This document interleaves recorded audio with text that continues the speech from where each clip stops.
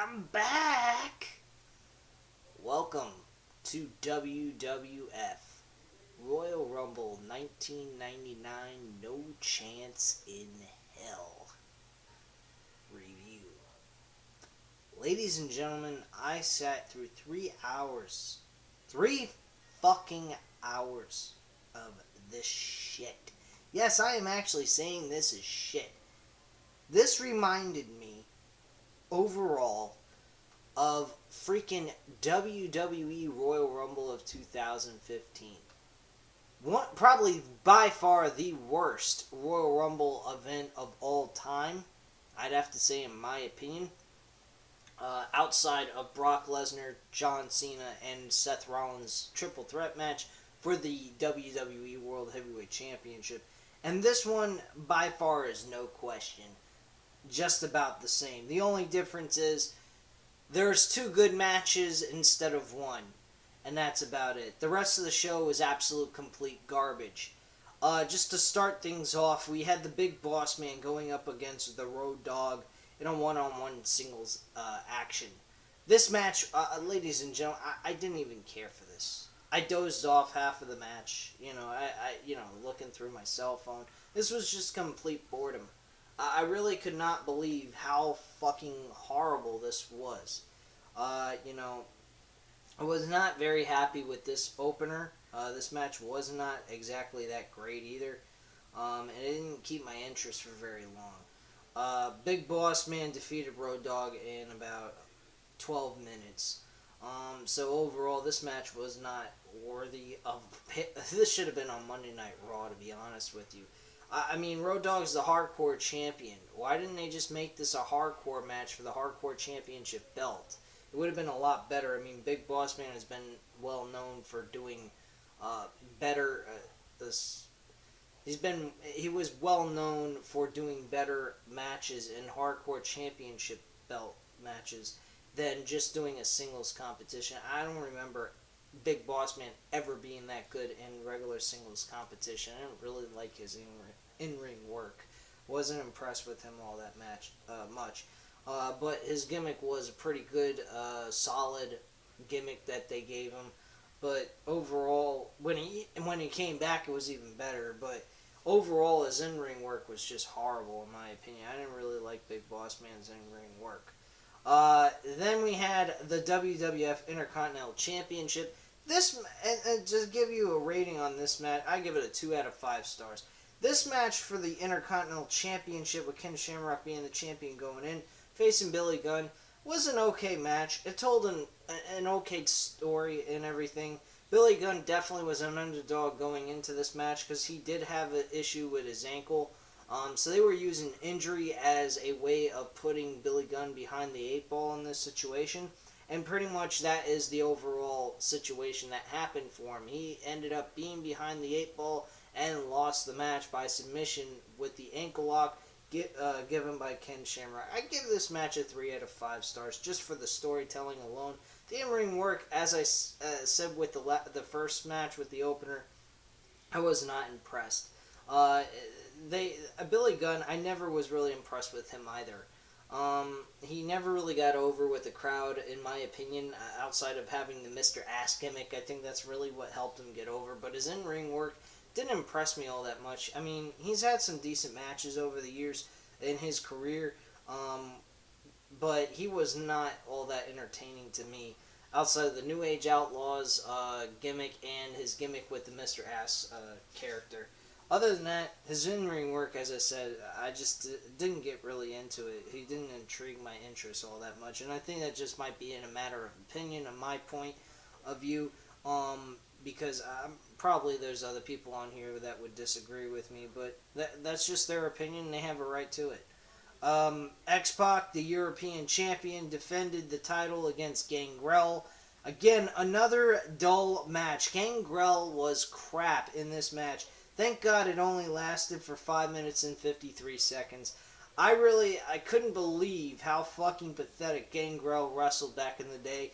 But I sat through this. Thankfully, it was only 5 minutes long, and it was a complete crap fest. X-Pac, in my opinion, carried this match throughout most. So I wasn't impressed with this. I give it a 2 out of 5 stars as well. A lot of DX matches occurred in this damn show, which was kind of nuts. Sable defended her women's championship belt, and there was actually some help here. Well, not really help. What am I talking about? Sable was actually behind the 8 ball as well in this situation, in this match, I should say. She had a back injury occur to her before the event even started. I believe it was on Sunday Night Heat that same night. And she ended up getting a backbreaker, and they used that as a storyline to say that she was not physically capable of defending her title, that she would have to, drop the belt to Lana in this match. She came out, she said, "I am not doing this. I will not go ahead and lose the belt. I will compete in the strap match for the women's title, and I will win this match." And she did, of course. She walked away victorious, touching all 4 corners. She managed to do that with the help of Tori. Not Terry, let's not get that confused from back in the day. If you know who Tori is, she was the woman who was once with Kane, manipulated him, played him for a sucker, and then went to X-Pac at the end. And that's later on in 2000, just to give you guys a heads up on the speed of things if you guys are not familiar with the WWE back in those times. But I'll be able to explain more in detail later on in the upcoming videos later on this year. Rock and Stone Cold Steve, and this match with Sable and Lana, I would say that this match was an okay match. I give it a 2.5 out of 5 stars. Rock versus Mankind in the first ever I Quit match for the WWF Championship. Now, ladies and gentlemen, if you have kids that actually watch the WWE Network, you don't want to see them watch a man get brutally destroyed and killed like Mankind did, then don't allow them to watch this on the WWE Network, because this is downright fucking brutal. Mankind took 17 chair shots to the head. He had his hands handcuffed behind his back through half of the match. Rock was just beating the hell out of this man and making him bleed to death. And I don't think that Mankind could cut himself with a blade during this point, because his hands were handcuffed behind his back. So I highly doubt it was a blade job. This was completely all by The Rock hitting him in the head with a fucking chair. This was freaking crazy. Unless they had somebody with a blade cutting him for him, while the cameras weren't focused on Mankind laying out on the floor, unconscious practically, because that's what basically happened at the end of the match. This was one brutal freaking match. Mankind got some good shots in there. He looked like he was putting The Rock through a lot of pain and suffering. Mankind, this guy, before he was even in the handcuffs, he was on the balcony where the fans were with The Rock. The Rock low-blowed him and then tossed him off the top. He landed on all the electrical circuit box, and it fucking exploded. Sparks were going all over the place, and he hit that thing so hard, he bounced off that, fell on the side, and the thing fell on top of him as well as the sparks were coming out. It was fucking sick. This match, 4.5 out of 5 stars for the brutality. The in-ring work wasn't all that great, but my god, for what they did to each other, it was insane. This was, I couldn't believe that they came out of this alive, especially Mankind. I can't believe the guy was able to get up and fucking continue on with his career after this. This match really should have been the end of his career. But fortunately for, let me rephrase that. But fortunately for him, that wasn't the case. So, I was extremely intrigued by this match. I've seen this pay-per-view plenty of times. This is the first time I'm ever doing a review on it, of course. But seeing this match again was just, it's unbelievable. I really can't believe how brutal The Rock and Stone Cold, or Rock and Mankind, beat the fuck out of each other. I mean, this was just sick, depraved, and out of sight insane. So if you want to see an insane, sick, depraved match, the only other match I think could be outdo this match really, or even come close to this, depending on your opinion of which one was more brutal. But the two that were probably the two top brutal matches that Mick Foley was in was this match, as well as the Undertaker and Mankind match in the Hell in a Cell in 1998 at King of the Ring. It was just fucking sick. Both of those matches. Mankind went through hell. Mick Foley, I should say, went through hell with both of these matches and suffered such brutality it was sickening. I mean, Mick Foley lost a tooth in a match at Hell in a Cell. He ends up fucking unconscious, and finally how they end this, and they had to end it this way because there was no possible way that Mick Foley could say he quits, because he was fucking unconscious. Regardless, even if he was conscious, he wouldn't have said I quit in this match. He would have kept going until he was dead. I mean, literally, that was the point they were trying to give across to the WWE audience back in that time. They were giving you the impression that there was no way in hell, take the phrase from Vince McMahon's theme song, there was no chance in hell that The Rock was going to make him say I quit. Maybe kill him, make him unconscious, to the point where there was no choice but to strip him of the title, but that was the case. They had a recording of Mankind saying, I quit, and it was supposedly The Rock making him say I quit, which will be more explained in the next Raw review. There'll be an explanation to all that, but I'm pretty sure you guys already know where the gist is coming from and where this is leading to. But yeah, I think I already spilled the beans. He said there was a recording of him saying I quit. Okay, never mind. Fuck what I just said. I don't even know what the fuck I'm talking about. I just fucked everything up here. It don't matter. I'm not restarting this damn review. This has been going on a little bit long than what I wanted to do, but who cares? This is a good review. I kind of like it. And this pay-per-view, the last two matches were great. Getting into the last match, which was the Royal Rumble match, and by the way, The Rock won that belt, of course. Later on, things start to unfold as well between those two and develop into a great rivalry between the two throughout early 1999. The last match on the card, of course, was the Royal Rumble match itself. This match, I would have to say, my God, they should have just done Stone Cold Steve Austin versus Vince McMahon back in the old days at WrestleMania. I mean, seriously, they never really had a one-on-one match in the ring against each other. It was just Stone Cold going up against whoever Vince McMahon decided he was going to face, or was representing Vince McMahon, or whatever. They should, maybe someday, before Vince McMahon is incapable of doing anything, is have Stone Cold versus Vince McMahon at WrestleMania. I think that would be probably the best way to bring Stone Cold Steve Austin back. A lot of people probably wouldn't think this match is the greatest in the world, but it would leave you with good storytelling, because these two actually did great storytelling back in the day, and to reintroduce this storyline again and this feud, I think would be kind of cool. Or it might not be. I'm not sure. Based on the age, I think probably it wouldn't be. But just the idea of them possibly having a match at WrestleMania for Stone Cold's last match and return match would be pretty damn awesome. And it's never been done before, not to mention. So I think that would probably be the best reason.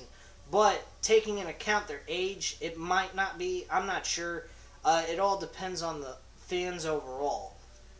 So, I mean, I definitely would like to hear from you guys about that subject. If there was a match that Stone Cold was to come back for, would it be would you be intrigued seeing Stone Cold face Vince McMahon in a one-on-one match at WrestleMania, which never has been done before, and seeing how that storyline would unfold again? I definitely think that, in my opinion, it would be a cool idea. My only concern would probably be age between both of them, actually. Mostly Vince McMahon overall. But just give me your opinion on that after you've gotten a chance to watch this video. But also on top of that, with this main event, this match of the Royal Rumble was the focal point of Vince McMahon and Stone Cold. I mean, they're the first two entrants in the match. Stone Cold's beating Vince McMahon's ass all over the place. Eventually, within the middle of the Royal Rumble, Vince McMahon suckers Stone Cold into the women's bathroom, no less. It's kind of weird.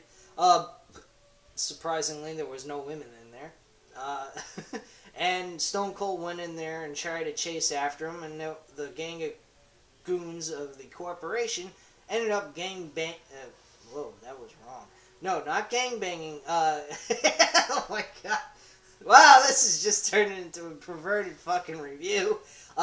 They pretty much end up doing a total beatdown on Stone Cold Steve Austin in this situation. Oh my god. Let me contain myself here. Alright. So they beat the shit out of him. They leave him high and dry. He's left in the bathroom. And they leave, and they get back to the Royal Rumble. Vince McMahon comes back down to the ring. He's not wearing he's wearing a long sleeve shirt now instead of his in-ring attire. And he gets back to the ring. He does announcing throughout most of the Royal Rumble with Michael Cole and Jerry the King Lawler. And that's pretty much where this ends up. By the end, it felt kind of like a Roman Reigns situation. The only difference is, when Stone Cold did it, it wasn't so bad because he was already built up into a main event star and people loved him. Doing it with Roman Reigns, where he's not heavily liked and wasn't even built up to the point where he needed to be to do something like that, was extremely stupid. I mean, give me a fucking break. Oh yeah, I'm talking about this year's. Well, he was not built up enough. You can't do that shit. Yeah, with him being in the Royal Rumble match of this year, he should have been in it throughout from beginning to end, not taken out. He should have been eliminating some people and doing what he needed to do. Until the end, losing the match to Triple H, of course. But with all that being said and all the jabbering and bullshit about that, the current day wrestling, let's get back to 1999's Royal Rumble match. So, I mean, there was eliminations here and there. Nothing really stuck out to me extremely high on this Royal Rumble. The main focal point and helped this Royal Rumble match succeed is Stone Cold and Vince McMahon's storyline. So by I think about the 20th or 27th, between there, I don't remember quite what entrant it was. Stone Cold came back. He arrived in an ambulance, stole the ambulance. Hey, Dean Ambrose did that. Whoa, this is creativity by WWE's modern day product. What a bunch of crap. Anyway, Stone Cold Steve Austin, as I said, drives into the arena with the ambulance, comes out and starts beating everybody's ass, eliminates practically almost everyone in the ring. I think it eliminates about 5 or 6 people throughout that are remaining in the Royal Rumble match. One of particular who eliminated Mark Henry by Chyna was eliminated immediately after that. So that was a bit shocking. She didn't get enough time to really get herself involved in this Royal Rumble match. She just had a moment where she was able to pick up a 300 to 400 pound man like Mark Henry, the world's strongest man, and throw him over the top rope. Outside that, she really didn't have a big moment besides that. After the match, after he's got them all eliminated, and it's just Vince McMahon and him again squaring off in the middle of the ring, he had an interference by The Rock, which definitely led you to believe that there was something building up here between The Rock and Stone Cold. They even mentioned this on the Raw promo that Rock went ahead and mentioned. about Stone Cold. So there was definitely something there where it led you to believe that these two guys are eventually going to face each other one-on-one. I'm not going to reveal when that happens because what's the fun in that if you guys have not seen some of the action that occurred back in this time, or don't remember, for that matter, if you were younger during this time.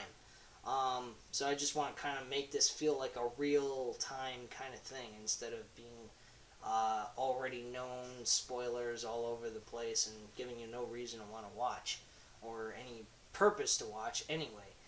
But anyway, continuing on with this, The Rock actually interfered in this scenario, distracted Stone Cold Steve Austin, and Vince McMahon eliminated Stone Cold over the top rope, and Vince McMahon walked away as the new the 1999 Royal Rumble winner to face The Rock for the World Heavyweight Championship. Kind of an awkward situation, leaving you to believe at WrestleMania 15, will there be a finger poke of death and Vince McMahon just collapse on the mat and Rock pins him 1, 2, 3? Or does Vince McMahon do the same thing to The Rock? Whatever. But it definitely leaves a little bit of kind of a sour taste in your mouth if you were watching this at the current time. And, it's not that big of a deal. It definitely left a surprise in a lot of people's eyes. Like, who would have thought that Vince McMahon would have walked away as the Royal Rumble winner? So yeah, this main event Royal Rumble match was definitely a good one. I give it a 4 out of 5 stars, just because of the overall story between Stone Cold and Vince McMahon.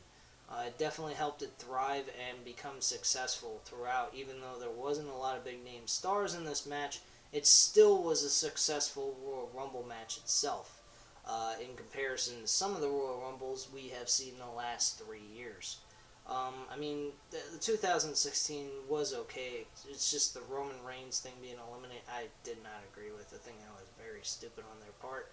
But whatever, who cares? Fuck Roman Reigns, he sucks dick. And I will continue to say Roman Reigns sucks, because I can't stomach him. Anyway, at this time, again, as I mentioned... Oh yeah, and there was one other detail I left out. All the competitors in the match, if they eliminated Stone Cold Steve Austin themselves, they would get a $100,000 bonus to winning eliminating Stone Cold Steve Austin. So Austin had a bounty on his head, on top of the fact that Vince McMahon was wanting to win the Royal Rumble match itself. This show overall, it was definitely not a great event, but it had some successful moments. The two matches, the Royal Rumble match and the WWF Championship match, was definitely two of the best things on the card. The rest of it you could have just never watched, and it's not a big deal.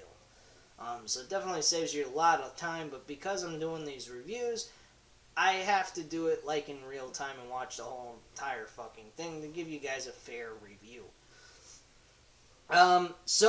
In all overall, like I said, the last two matches were great. The rest of it was, you could watch it or just skip it. It's not a big deal. But yeah, definitely, this event, I will give it a 3 out of 5 stars, just to be nice. But it is a little bit, a step above 2015's Royal Rumble, but it is just about the same. It really wasn't all that great. And I just think that the Royal Rumble of 2015 by far was the worst, because there was only one great match on the whole entire card, and the rest of it was just absolute garbage, including the Royal Rumble itself. So at this time, as I said, if you guys want to, please leave me a comment down below. Let me know what you guys would think if you was to see Stone Cold have one more match back with someone that he probably would be a little bit more safe working with.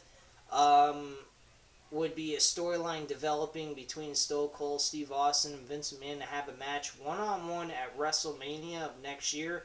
And let me know what you guys think, if that would be kind of cool of them to do, since it's never been done before. But like I said, it might be the age that might be the problem. But even excluding the age part with Vince McMahon and maybe even Stone Cold himself, don't you guys think probably the storyline would be really good to watch, see how it unfolds, and then see them at a match at WrestleMania? I don't know. I think it would be kind of cool. But like I said, my only concern, probably everyone else would agree with me on this, is probably the age that would be the problem with all of it. But anyway, again, leave a comment down below about that, and as well, let me know what you guys think. Maybe your opinion about this Royal Rumble 1999 event, if you've already seen it.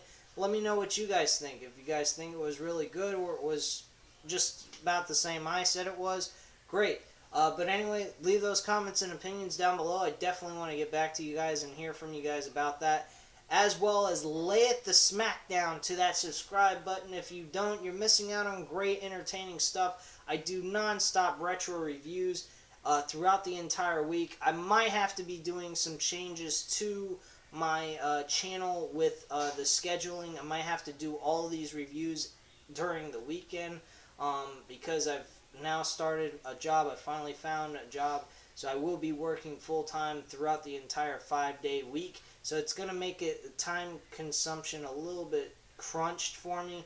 So I might have to do these reviews all in one day instead of doing them in separate days. Not to mention, check out Random Wrestling Talk. It's definitely a great show. We put on almost 2-hour episodes every single week on Tuesday night. So if you want to check us out live, you can. If not, check out the video. It's definitely well worth your time. It's a lot of fun to watch and listen to.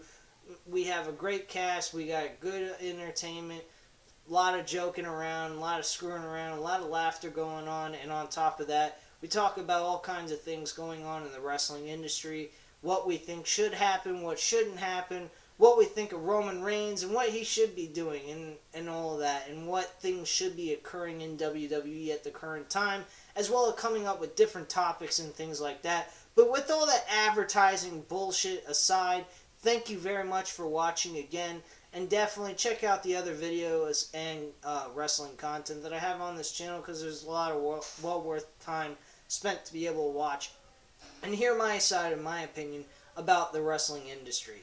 Anyway, at this time, thank you very much for watching, and have a great night, guys.